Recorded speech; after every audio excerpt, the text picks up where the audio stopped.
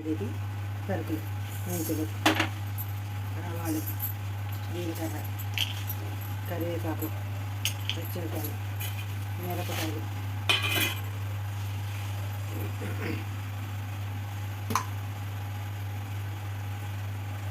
ఇంగువ, నూనె వేసుకొని వేయించుకోవాలి. ఈ పోపు అల్లం పచ్చడికి నూనె వేసుకొని వేయించుకోవాలి.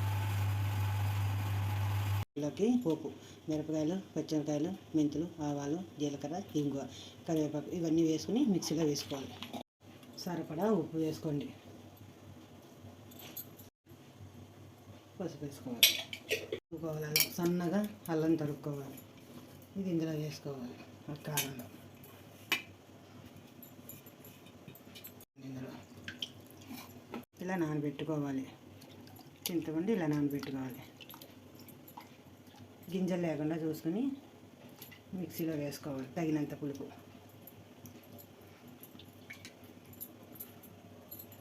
ఫస్ట్ నీళ్ళు కూడా పోసుకుంటే చింతపండు నీళ్ళు పలుచగా ఉంటుంది. నీళ్ళు ఇలా వేసుకోవాలి.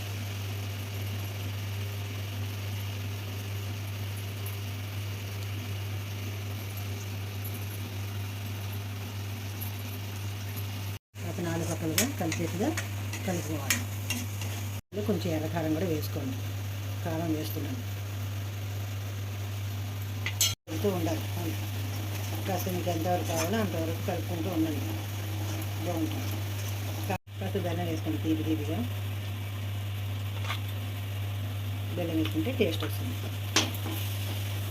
బెల్లం వేసుకుని కలుపుకుంటూ ఉండండి. కాస్త పలుచగా వస్తుంది. కాస్త గట్టిగా ఉంటే కొంచెం నీళ్ళు వేసుకొని వేడి పలుచగా చేసుకోవాలి.